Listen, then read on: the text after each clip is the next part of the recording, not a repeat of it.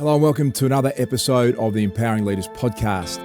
At Aleda, we are passionate about inspiring connections and creating a world of collaboration. Our signature program, Aleda Connect, curates groups of 5 to 6 leaders from diverse backgrounds in sport, industry, social venture, and the arts who come together to learn, to connect, and to collaborate.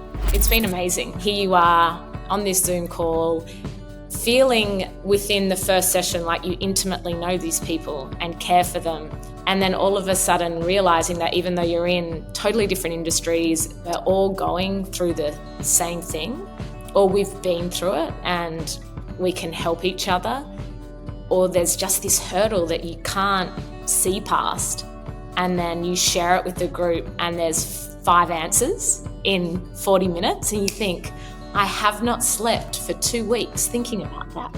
Like, how is this possible? So you're listening to stories and the breadcrumbs of what makes success, and I constantly get something out of these Zoom calls and catch-ups because we're all living the same stuff, aren't we? Extraordinary people with extraordinary experience. What happens there is magical. The Empowering Leaders podcast is proudly brought to you by Victoria University, where cutting-edge sports and exercise science facilities like heat chambers, performance labs, and altitude environments mean VU is ranked 7th in the world for sports science. VU, uniquely you. As always, a big thank you to Jason Nicholas and his team at Temper Bedding, a mattress like no other. If you enjoy listening to the Empowering Leaders podcast, be sure to subscribe, and please, if you have a moment, we would love you to leave a review so we can reach more listeners and empower more leaders. Leadership isn't about titles, it's often about impact, and our next guest makes a serious impact everywhere he goes.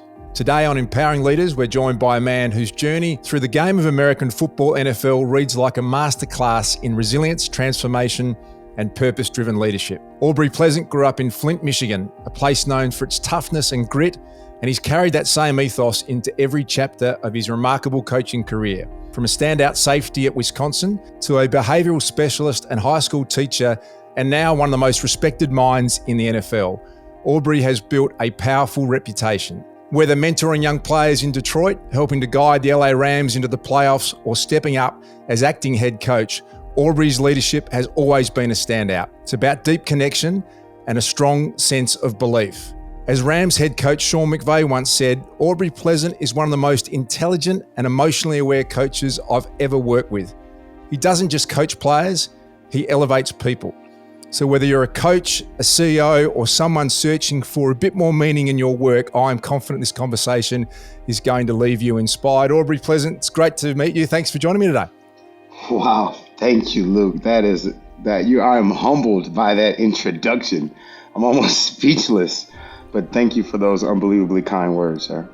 Aubrey, you spent 12 years coaching in the NFL. I wanted to go straight to August 2024, and Sean McVay, who I just mentioned, and in that intro, asked you to step up as head coach in a preseason game. And I wanted to play back to you the audio of you mic'd up pre-game, because to me it gave us this great window into the soul of Aubrey Pleasant. Let's have a listen. Let's go, fellas! Let's go! Coach Harbaugh, listen, this is a blessing for me, not only be able to do it my first time, but the opportunity to be able to do it against you. Come on now. Thank you. Thank you. And I just want to take a second to say thank you, guys. Appreciate you. Hey, I just want to say thank you. You stay right there. Thank you, man. Thank you. Chili? I want to say thank you. Yes, sir. Yeah, you got it, baby. You notice how much this means to both of us, man. We love you, man. Oh, man, I love you too. Yeah, I appreciate you, brother. Man, it means everything, bro. Let's go be our best selves today for everything that we need to do. I just can't say how much I appreciate you for today. I got everybody. I get yarb dog. I just want to say how much I love you, and I appreciate you, and thank you for everything. I know, I'm riding with you. Appreciate you. And I love you more, I love you, man. All right. I got a chance to say it to everybody that was down here. I just want to tell everybody how much I appreciate you guys. Thank you very much, and I appreciate you guys rolling with me today. Aubrey, you're telling your assistant coaches and the team you've worked with, I love you, I respect you, I thank you. Tell us about that and that big moment for you, why that was so important. Well, first, I think it is extremely important whenever time you're elevated in a form of leadership, that you do a really good job of communicating with those guys who are just your colleagues at your equal level, how important it is for the opportunity that you're given, but more importantly, that you appreciate being able to do it with them. I have to give a shout out to our chief of staff, Mr. Carter Crutchfield. There was a list of things that I wanted to make sure I got done before the game. And that was one of the things that I was really excited to do. And I almost forgot getting ready for my opportunity. And very quickly, he in the headset said, Coach P, don't forget to do, number 3.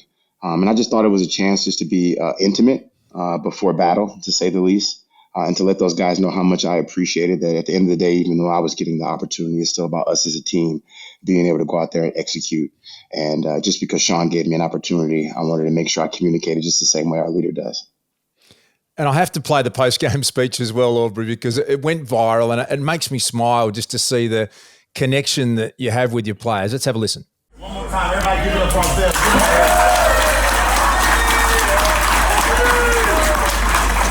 The thing that's so special about this place is it's just about us. It's all about us. Man, you guys showed energy, you showed effort, you showed enthusiasm, you showed the vibe. We were smart in situations, and we took the step forward from the first game. And that's all we want to do, both as players and as coaches. From my first time in this opportunity, I can't tell you how thankful I am for everyone, but more specifically, the position coaches that are just as equal opportunity, equal value that could be in this position. Thank you for fighting and loving and working with me. The captains that were today, thank you for everything. Thank you for everything. But I'm telling you, if we go out there with that same fight, that same connective tissue, that same 1-2 for each other, man, we can do something special this year. We can do something really special. Because it's not about me right now, it's about us. Yep. And that's what I want to say. We'll talk about game balls and all that other stuff later. Let's celebrate this moment together. Yep. Let's say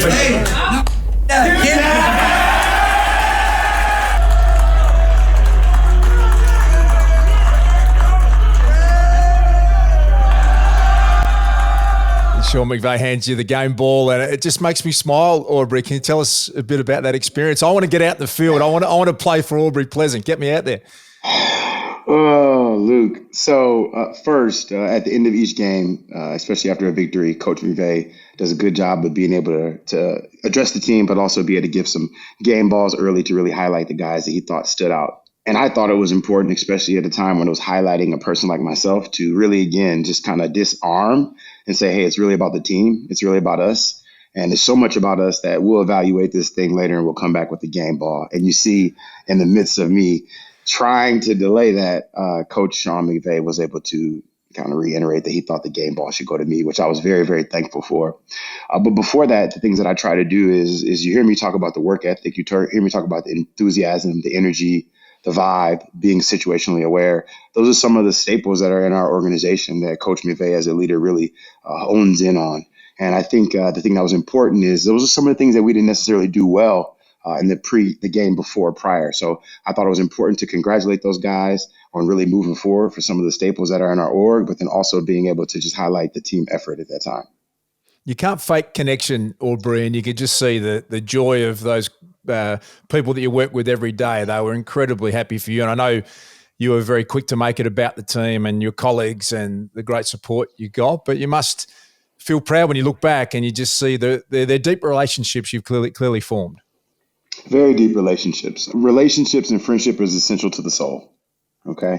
And the more that you're in the team environment, the more you're in the team atmosphere, the more players at hand that you have. In American football, it's 11 on 11. That camaraderie, that team effort, that glue, the stuff that really connects guys goes much deeper than just the communication or conversation that happens in the meeting room. And anytime we can highlight that, I just think it continues to just elevate the fact that at this organization, we're trying to make sure that we have the we that's greater than the me, even though we know the me isn't very important. I love what you just said. Relationships are essential to the soul, and going back and looking at all of your history, or as much as I could in recent times, I can just see how brilliant you are at forming those relationships. You've coached at every level, from high school classrooms to the NFL sidelines now for more than a decade. What does great leadership look like to you, Aubrey? Well, great leadership for me is always about leading from the front. It's about having great energy and then also being able to apply trust. I think great leadership, when saying leading from the front, it can look completely different. I think great leadership is authentic. It's organic to that specific person and who they are. I joke all the time and say my players do not mind who you are. They just want you to be consistently that every day. And I think that's what part of leadership is. Another thing that I think really good leaders do is they're exceptional listeners. I think in order to build connections and build relationships, you have to be a very good listener. And in one of my groups that we had, we're actually with Aleda, we actually talked about, can you be an Olympic level listener? And what does that do for you as a leader? Because I think a lot of times as leaders, we only think about what we need to do as improvement, which at times can be a professional critic. And it's hard as a leader when they feel like every time you're trying to say something, you're criticizing. So how do you find that soft blend between the empowerment, the uplifting, and the criticizing?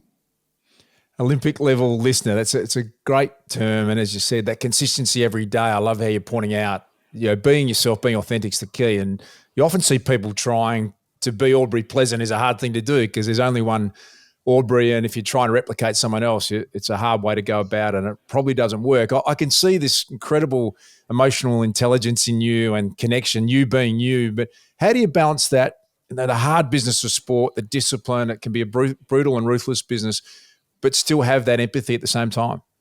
Well, I think the one thing that's cool about my sport is, it's a product-based industry, and it's all about did you win or did you lose, which can make it a very harsh team and collaborative environment. But I also believe that all really good players want to be coached, and they all want to be coached very hard, but none of them want to be coached the same. And that's where you have to figure out by connecting and by building those relationships and who you are maybe as a leader and as a coach to figure out which pathway is best to be able to make that connection, and get that built. For me, I was always a big believer that if we tried and we worked hard enough that we both can find a way. But that was also as a leader being willing to meet people where they are. And I think that sometimes as leadership, what's difficult is usually when you're a leader, you have something maybe that our creator blessed you with. And sometimes you might not understand why everyone might not see it that way or have the same urgency. But I think really good leaders are willing to maybe take steps backwards, maybe slow down their process to meet who they need to lead in the middle. I love again how you articulated that, Aubrey, around every individual has a different way that you build trust with them. And that takes a lot of time, isn't it, to actually build those relationships one by one, and it's not one size fits all. Is that how you've gone about it, trying to break into what every individual needs, and that's how you establish those deep relationships? Yes, and I'm sorry if I went off a small tangent because the original question that you asked was, how does this base off of the hardcore professionalism of my sport? And what I wanted to do when I became a coach is I wanted to be the coach that I always wanted. That's what I wanted. I wanted to be the coach that I always envisioned, that I always wanted. And whatever in my experience I felt like I was missing from leadership or missing from a coach, that's what I try to copy and paste into my own professional delivery. And I found it to be it works very well for me. I also never forgot what it's like to be a player. I also never forgot what it's like to be the guy that's stapling papers and handing out coffee every day. And I think through that process and not forgetting those things, it allows me to make it a very basic human connection when sometimes the work that you're doing is so do or die. It's so high risk, high reward. And I think especially for my sport, the more you can calm it down, the more you can make my guys remember that we love this, that this football is a game, that you can have urgent but an enjoyant culture.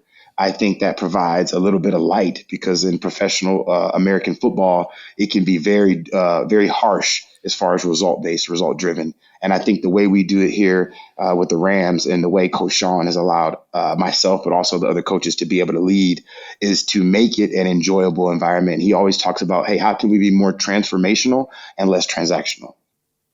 Aubrey, I've spoken to a lot of elite coaches, had the privilege to do it in this forum. And as you described, particularly the past players that go on to coach, they had a really clear idea of what they didn't want to be and what they did want to be. And one coach in particular, a legendary Australian rules coach, Paul Roos, literally every month he'd go back to his list and say, am I moving back to what I didn't want to be? And look at that from time to time. And it sounds like you've got a clear picture of that. I was interested that your teaching background, you're a behavioural specialist as a high school teacher. How's that influenced you as a person, as a leader, and as a coach? Well, I think the thing that it's really done for me is, I don't look at myself as a maintainer. I look at myself as a developer when it comes to teaching and coaching. And both my high school experience of teaching and my high school experience of coaching is different when you're in the NFL. You could kind of, you could bring in talent. You can pick who you want. When you're a teacher, you have who you have in your class, and you have to, again, meet them where they are at times in order for them to obtain that common goal that you have. And I think the other thing that it really helped me with is being able to be socially aware enough to approach each day like a new one. and not think what just happened the day before can roll over. And I think sometimes as leaders or as teachers, we expect everybody every day to come with the same level of passion, the same level of energy, the same want to that we do. I think teaching in high school, it really helped me learn to develop and then also be patient with the process. Or when they talk about a behavioural specialist, I mean, a lot of kids, school can be a pretty tough environment as well. And Yes.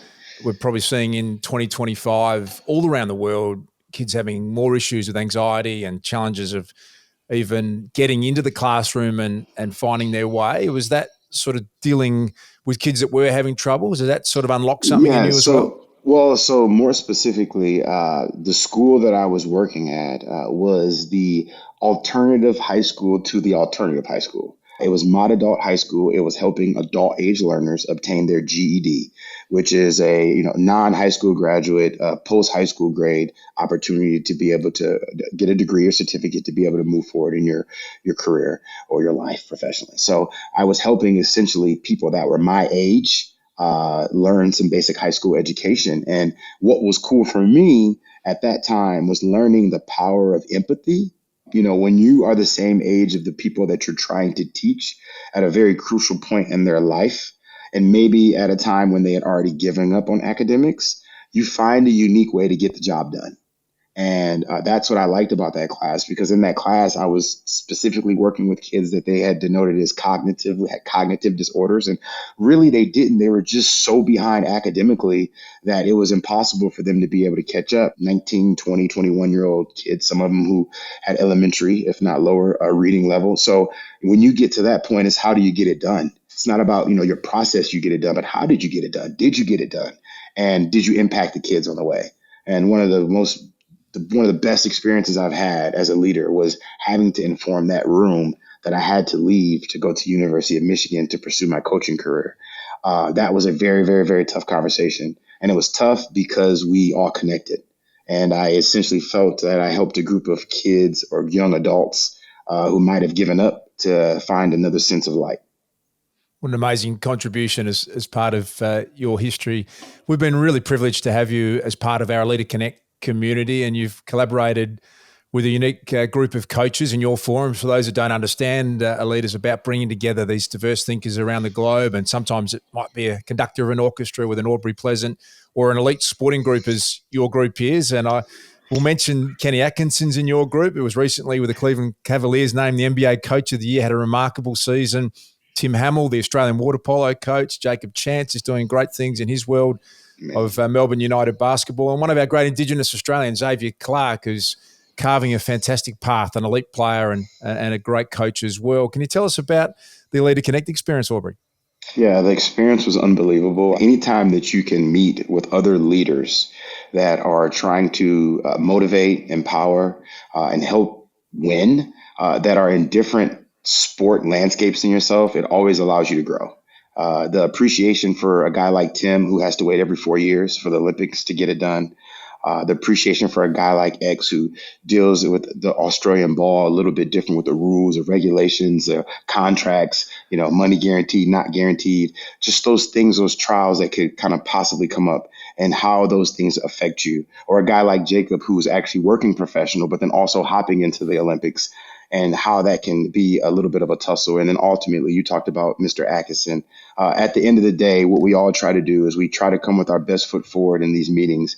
We share, we empower, we try to uplift. And the thing that I would like to say most I appreciated about my group was the humility that came with that. And Kenny has been one that has definitely been able to help me, especially with my patience and my pursuit as I continue to try to elevate myself to potentially become a head coach in my profession. This group has been very, very good. I couldn't ask for a more supportive group and a more diverse group as well.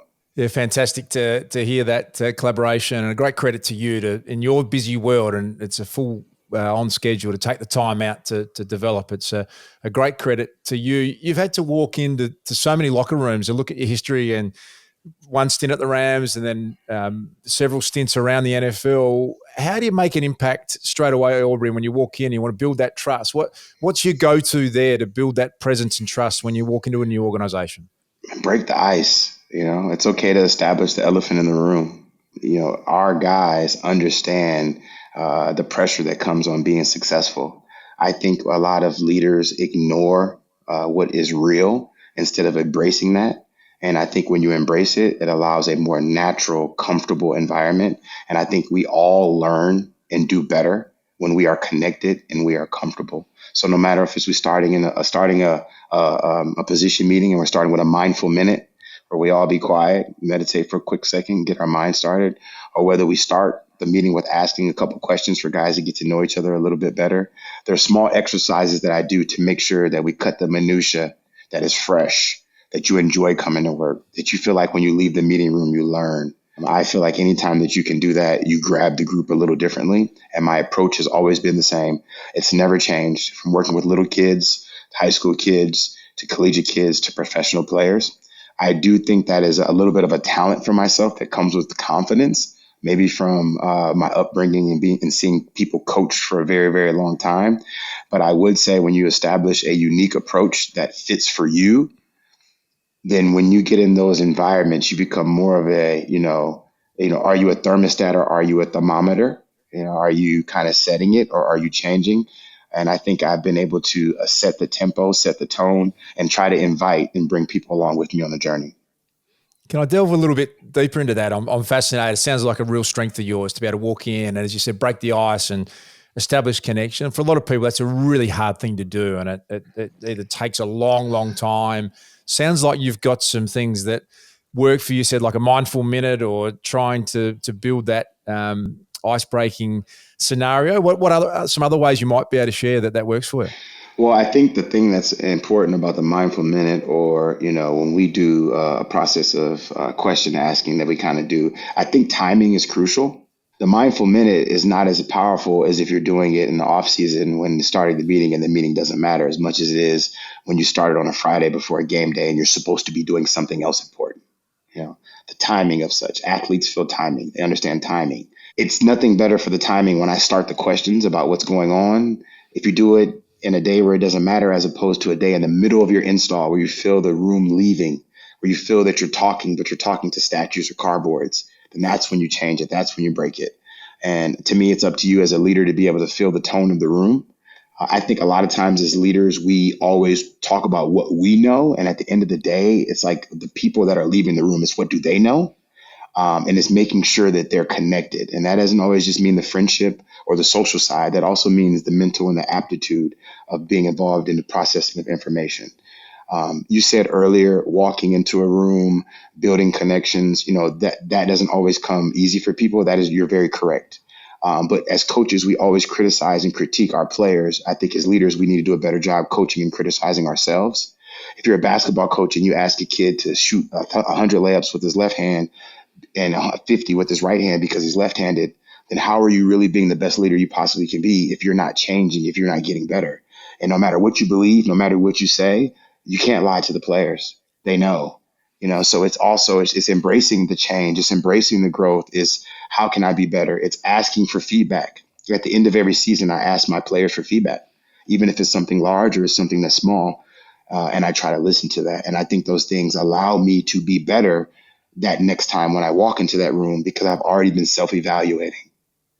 Aubrey, leaders in the past have probably been reluctant to put their hand up if they've got one wrong, or as you said, in decades gone by, there's no way a coach is asking for feedback on their performance from players. It's something that clearly works for you, and we see that pattern across great leaders in every organisations and different spaces. So is that something you will do if you have a meeting that doesn't go right, or you get a moment wrong? Do you go to your players and take accountability for that?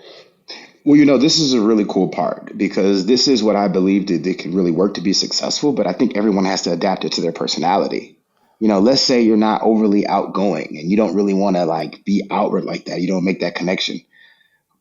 Why don't you have a skew at the end of your presentation where the guys can tap it on their phone and evaluate what they learned from the meeting? There's ways to get it done based off your personality. It's all about, do you want to get it done? And it's how do I become better at it? So I think a lot of times people use excuses of, well, this guy did it because was comfortable for him. Well, I've also worked at it for a very long time as well. And I do believe that form layers of humility, layers of, hey man, I messed that up. My players hearing me, man, I've been talking about, that blitz was called, Florida, and I was talking about Miami. Man, what am I talking about? Like the ability to show some humility in that moment. It's unbelievable just how everybody's just like, if he can be wrong, then I can be wrong. And then it just fosters to me just a total different chemistry in that room. We all are born different. As we grow, the experiences we have develop into outlooks uniquely our own, charting our life's course. No one sees an idea, opinion, or opportunity like you. And no one sees you like VU. Victoria University. Uniquely you. At Aleda, our signature program, Aleda Connect, is something we're really passionate and proud of. We bring together groups of 5 to 6 people around the globe from diverse backgrounds, sport, industry, social venture and the arts. We come together to learn, to connect and to collaborate. The thing that I've loved about it is not just the meetings that we have with our group, it's the thinking that you do for days and days afterwards. Someone says something and it sparks a thought, and I found that I would go back and look at things that I was doing in a different light. Within my sport and within women's sport, I'm just someone who I try to lead by keeping people talking about the issues. There's times when I think the person I'm trying to convince is not listening to me. It actually got me thinking about, okay, this is how I need to address my communication with them. So it was so valuable, and the little group that we've got is great, and I'm really looking forward to sort of continuing to connect with them into the future because we're all so very different. I can't tell you how much I enjoyed it. Aubrey, I'm sure there's going to be a lot of coaches around the world who listen to this. What would be a message you would send to aspiring coaches? You've been on this path for a long period of time. If you could take a billboard out with a banner headline, what would be your message to young coaches wanting to follow this path? Be you. Go on your own personal journey. I talked to my players a long time about an old Egyptian proverb called know thyself. You got to know who you are. The more you figure out who you are, the more you'll realize how people interact with you. Okay. And that's your motivations, your aspirations, your vices, and work a little bit. That's okay. So be you is number one. And number two, don't take yourself so seriously. All right. Like ease up a little bit. Okay. Like you're important, but you're not really that important. And by doing that, what it will do is it'll allow you to give yourself some grace. And then you realize you don't know everything. You realize there's always room for growth. And then you just kind of just work on it. In your heart what you're not really good at. And every day that you don't really work on it, are you really trying to obtain your goals?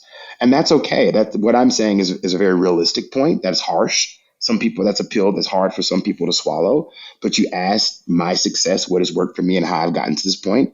I'm constantly evaluating and I'm constantly figuring out how I can get better. When I get done with this podcast, I'm going to watch it. I'm going to listen to it. I'm going to listen to my tone. I'm going to listen to my cadence. I'm going to watch it, look at my body position because it matters to me. And for those who it doesn't matter to, that's okay. Maybe this might spark something to say, let me figure out what it looks like for third person. Love that authenticity that comes across in everything that you do. And it's a great message to send. We have this thought, Aubrey, that success leaves clues and people don't have success by mistake. And there's patterns to what great leadership looks like in different settings. And this idea that you have to really lead yourself first before you can lead others. How do you make sure you're feeling your best, Aubrey, so you can lead others the way that you want to? Yeah, so members in my group have heard me joke about this all the time. The sun is the unbelievable source of this world, right? It makes everything grow. I don't care what you believe in or how you believe in. You can't argue with me on that one, right? Even the sun goes down, man. Okay? So, as a leader, especially when you're leading from the front, you're working on the energy, you're working on yourself, you're trying to be a good father, you're trying to be a good husband, trying to be a good wife, trying to be a good auntie, uncle, you are going to be exhausted. And what you need to do is find something that works for you. Find a way to unplug, find a way to be able to unwind, to be able to relax. Because when you find that uniqueness from you, you might not be as outward with the energy as what I am, but you might be an unbelievable mentor. And all of a sudden you have all these mentees and they're just pulling from you. There's different sources of energy and drain. I think it's important to find what's good for you. Meditation helps for me. I do a lot of yoga. It helps for me. Talked about the self-help, talked about a lot of the books that I try to go, dive into. I just think just that process has been able to help me. Again, that what I said earlier about the advice, you're not that important. So when I say you're not that important, meaning like I'm not that strong. I get tired too. I get, pissy too. I get irritable too. And I think the more you're open to it, the more you'll feel your emotion and you'll feel you change. I made a joke with our rookie class last week, and the joke that I made was, it's very evident to me when I come to work whether I am my best self or not, because I've established a level of energy, I've established a level of communication, a level of connection, that if I'm just like, if I walk in the door and I'm kind of just like a little bit, people are like, hey, are you okay? Are you tired? And it's just the expectation that you set. So once you set that expectation, do a really good job of taking care of yourself on the other side so you can be your best self daily. Yeah, beautiful answer. Is there one piece of leadership advice that you pass on the most? Is that for the players? Is that for coaches? Is that for leaders? Because does that make sense to what I'm asking you? Yeah. So if you're talking to Coach Sean McVay, who's running the organisation, and do you give him feedback? Do you give him advice? Yeah. My answer for him is a perfect one. He's also our offensive coordinator, so he's the one that actually calls the plays for our offense, and he helps scheme up during the week, as well as being our head coach. The thing that I constantly talk to him about is just making sure he does a really good job of being the head coach of the entire team and not just being an offensive coordinator, because that can be really hard, because that's what he's really good at. And that's also what made him become a head coach. And it's just realizing that he's a special leader, that he's not just a play caller. He could be a CEO of an organization. So we just need him to continue to be his best self for everyone. And he loves it. He doesn't even feel it when he does it. He just gets locked in. And that's my advice and my goal to him. And I appreciate that he gives me the opportunity to be able to speak to him that way. Well, we talk to a lot of people who have a really clear vision of what they want their life to be, and then to blend that into an organisation and in a business front, or it's very clear when you're in a sporting team, the vision's normally clear. But what's your advice to people, how to get people to all come along, you have different personalities, to bring people along with the vision that you want to achieve? Well, first is buy-in. Second is hierarchy. And then third is proper definition of role and responsibilities. I think that's something, the last thing I said about role and responsibilities, I think that's something that gets mixed up a lot, where communication avoids, negativity fills that gap. And I think sometimes people can get kind of step on other people's toes, or maybe they're working really hard on something that they're not even being asked to do or being evaluated at. So I think that's something that's really big from that standpoint. Aubrey, we use this word curiosity a lot, and we see people like you that have consistent success, are incredibly curious. Can you talk about curiosity, how it shows up for you, or maybe a rabbit hole that curiosity has taken you down in recent times? Yes. So I told you, I've mentioned earlier, joking about one of my quotes I use. I said ancient Egyptian proverb. I'm really big on ancient civilizations, because I think they did a really good job of making the complex very simple. So that is a perfect example, where it has nothing to do with football. But I mean, you look at some of the things that our ancient civilizations have built with the lack of maybe some of the quote unquote technology that we have today. And if you just dive into it, you see that there's some really, really simple basic rules and fundamentals that they use to help them build things that we could only dream of. So that's a kind of like example of kind of how I dive into some other things and see how that can branch and work over. No matter if it's, looking at, I'm not really big in politics, but I mean, I'm reading a book right now on Lincoln, President Abraham Lincoln, and his leadership from America, just because he was, supposed to be a really, really good leader. And I just think that some of these transferable skill sets are like archetypes, where it's like, when I use the word archetype, it's like, it's actually from the ancient civilizations. It's like, how does this civilization, who was all the way away from this civilization, how is it that they were kind of thinking the same thing, but they couldn't communicate with each other? And I find the same thing with leadership. It's like, even though you might be doing something totally different, or your business is this, or you're working in sports, or you're working there, it's some commonalities, it's some common denominators. And I think by diving into researching successful people and failures in successful people's lives, there's some things that can really help you as a leader. I was about to go right down the ancient wisdom rabbit hole. I find myself in the same space. It's almost like we're relearning what was known thousands of years ago, and even how sophisticated they were in preventative health and taking time out and looking after health before they got unwell. And yeah, I love that path as well. So much to learn from what's happened Yeah. in the The past. only thing I would add to that is that it's very funny the unbelievable sense of community that all these ancient civilizations had. Yeah. The sense of whatever the culture is, the sense of community, the sense of us.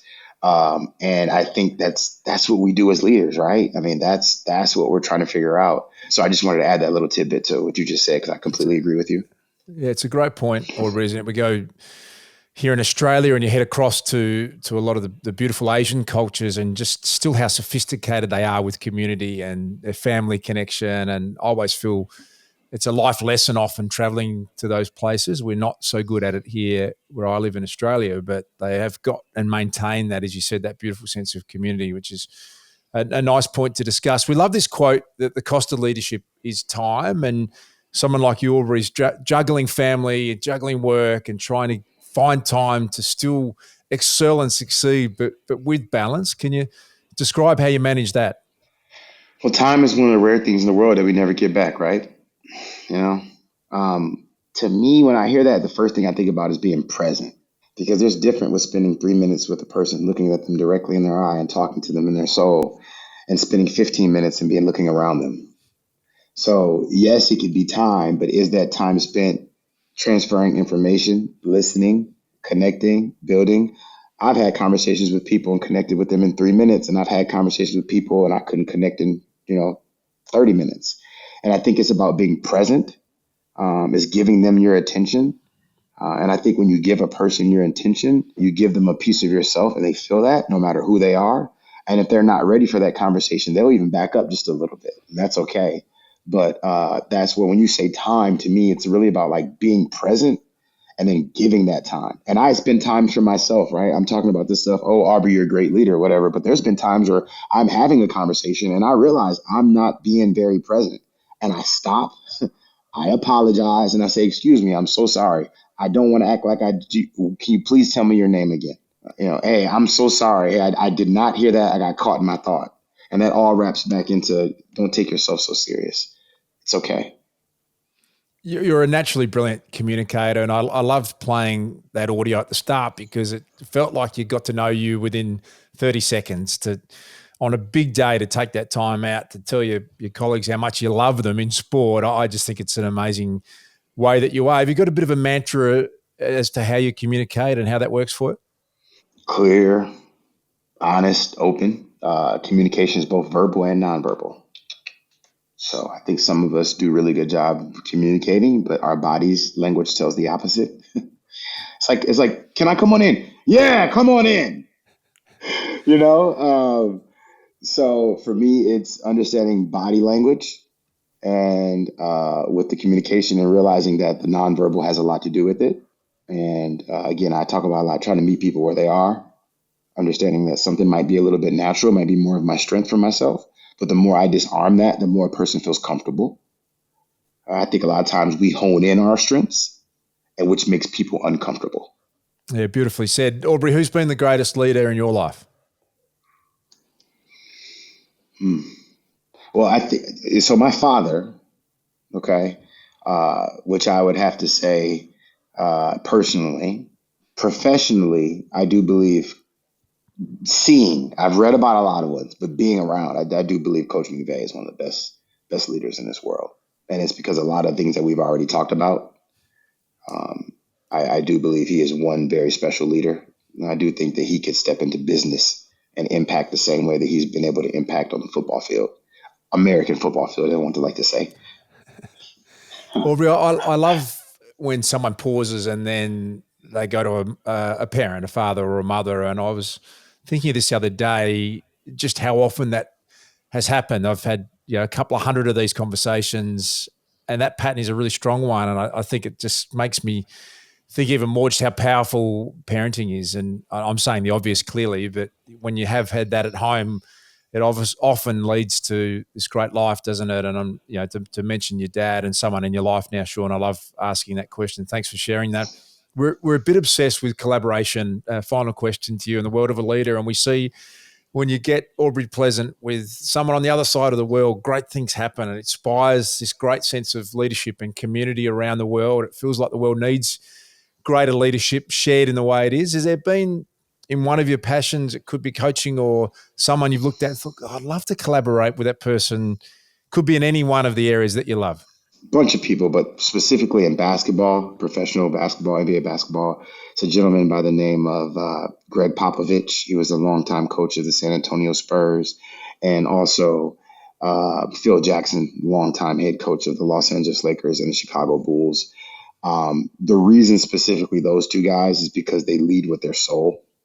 And I felt like that was a connecting piece for myself. And I also felt like they were phenomenal developers. And they have both won championships with multiple Hall of Fame players on their team. And I have learned that one of the hardest parts about being a leader is delegating tasks and comprehending personalities. And I just feel like those two guys were really, really special. A person that has passed that I wish I could have definitely met was a gentleman by the name of Coach John Wooden. He was a longtime basketball coach from the UCLA basketball team. I mean, his winning percentage was like 85%. He won like 12 national championships. But the reason I say him is because when you read everything about him, no one talks about the coach he was. They talk about the teacher and the man that he was. And that's something that really resonates with me. I'm totally messing up the quote. Coach Sean McVay and I were talking about it last week, so don't quote me on this. But John Wooden was alluding to, like, hey, if you coach the heart, I guarantee you his free throw will get better. And it was like, it's just so basic, but it's sometimes that we forget that as coaches and as leaders, we're working with professional equity that's social. There is social equity in what we do. And I think sometimes we get so caught on the wins and losses, the green and the red. Are we making our points? Are we getting to our numbers? That we forget we're still in a relationship-based industry. And those three people, man, I wanted to get out of my sport to kind of talk about it. And then the gentleman that I'm actually also very enamored by is just the real football game, what in America we call soccer. And the reason I say that is because a lot of times in these pro leagues, these coaches get guys that all speak different languages. And I'm really curious on, just how you lead when you're a really good communicator, but these gentlemen speak different languages, and it kind of goes back into the verbal and nonverbal. So I just think that any of the gentlemen that are in Premier League that are coaches are always just kind of really jumped out to me as well. And Aubrey, you mentioned these great people with heart and soul, and it comes across in everything you say, that authentic way that you live your life. And I'm sure there'll be people who'll be referencing, listening to Aubrey Pleasant and wanting to follow that path. And you often hear the Coach Wooden story, not ever talking about wins and losses, but talking about people and the success created on the back of that. I've loved every minute of catching up with you, Aubrey. Heard a lot about you.